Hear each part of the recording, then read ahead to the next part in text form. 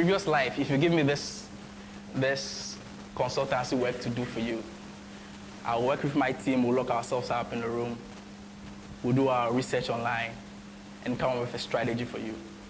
But since I went through the design thinking process, I've learned to use a different approach in solving such a problem if it's given to you, which is to first of all understand the person the customer or the person you are providing the solution for. Once you understand and empathize with the person, then you go through the various design thinking modes, which is clearly defining the problem you're trying to solve.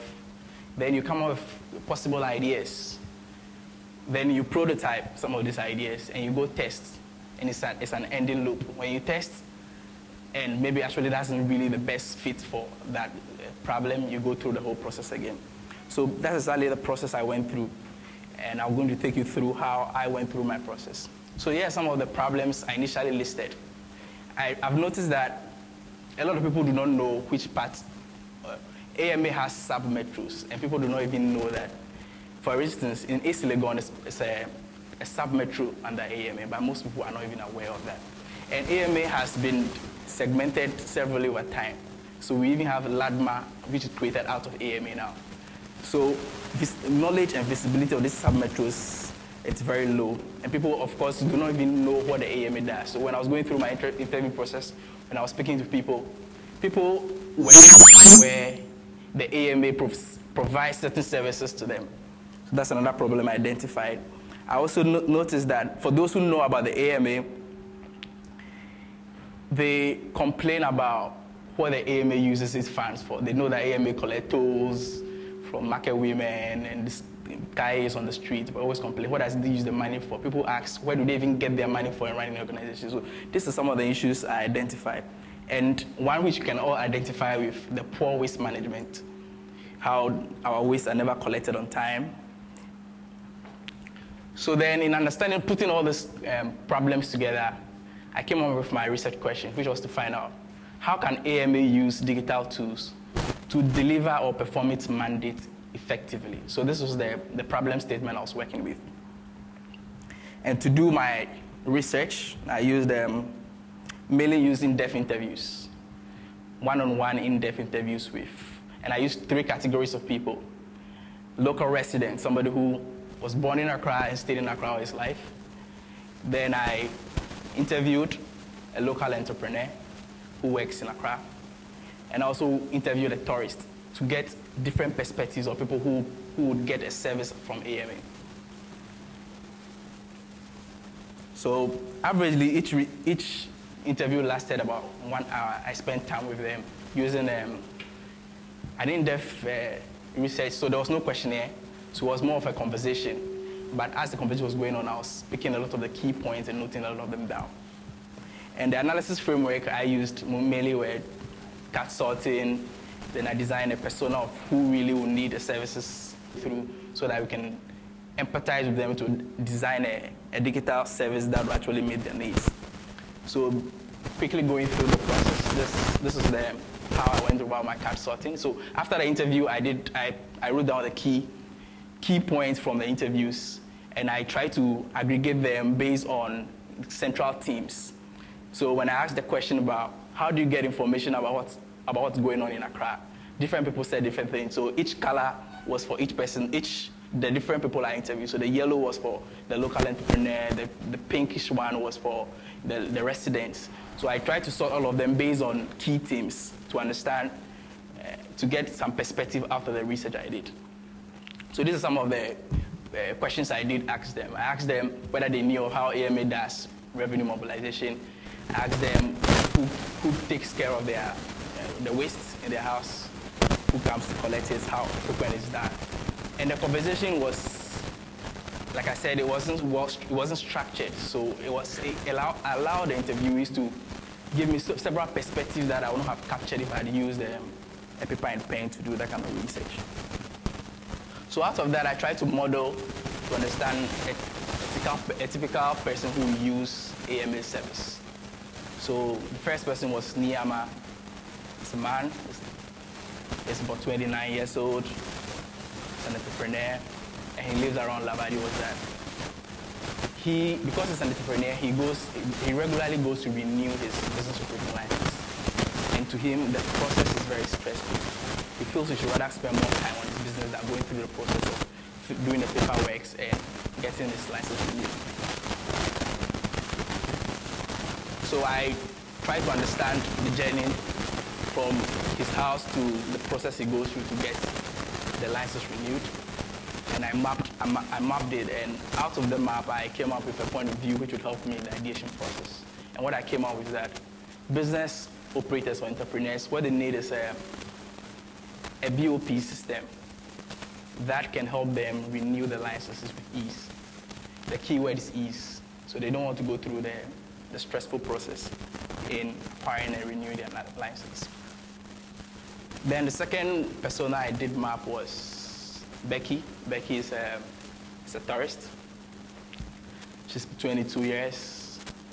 She's a social worker, and she stays in one of the flats in East Legon. And for her, she spent a lot of time on Instagram. And being a tourist, she wants to really know where it's popping in town, where she can have fun, where she go have fun after her hard day of doing a social work.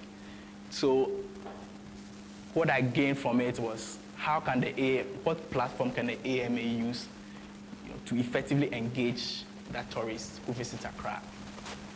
So if I initially would have said, okay, let's design a mobile app, that person may not have downloaded a mobile app.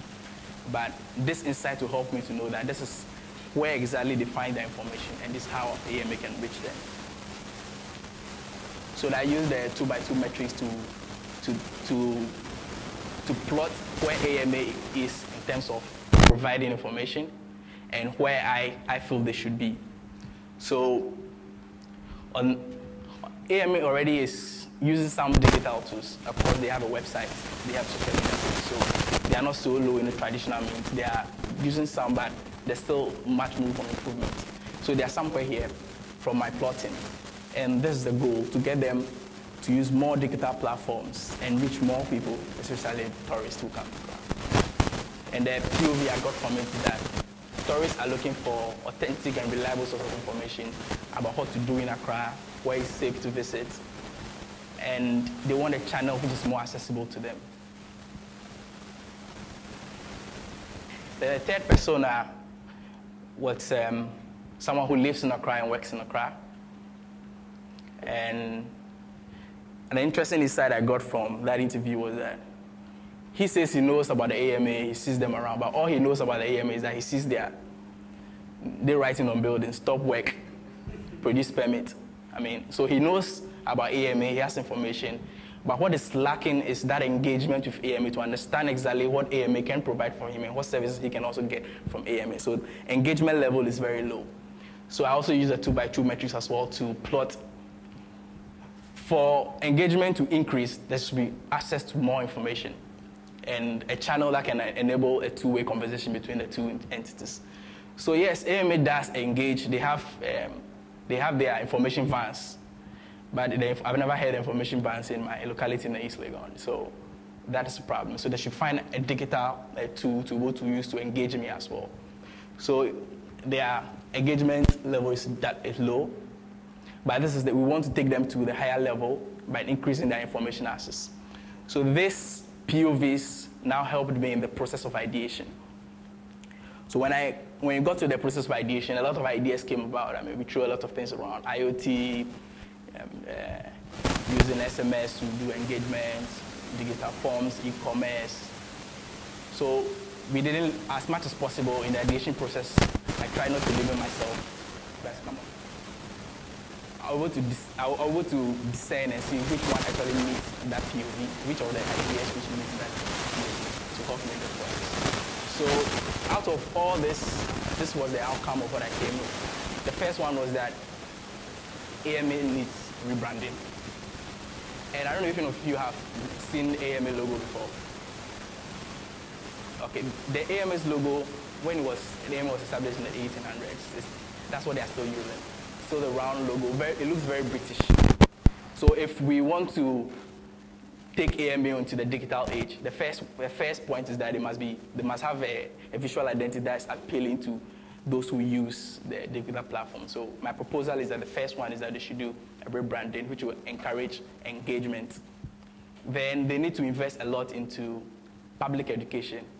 And the public education is not using vans, but the strategy is use a lot more digital platforms, which with different channels. And the channels, I'll be presenting them in the next slide. Then AMA should also engage the citizens and which they serve more. Now, the officials under AMA are not a lot to do the one-on-one engagement, but they can take advantage of the numerous digital platforms to be able to engage effectively the people they serve. The question is, which of the platforms should they use? Should they use Facebook, or should they use Snapchat, or should they create their own app, or should they create a website? That was the whole idea of the whole idea of the research, to identify those who use their services, the platform they will mostly use or they use, and how we can actually tailor the solutions to meet them. Then AMA needs to invest in tourism. Now, the biggest challenge of the AMA is funds, just like most of the public institutions. So if the AMA can actually promote effectively the tourist sites they have, they can get more internal revenue. One challenge I've noticed is that we ourselves in the country do not even visit most of the tourist sites because we are not even aware they even exist. So internal tourism can actually be boosted before we even think of external tourism.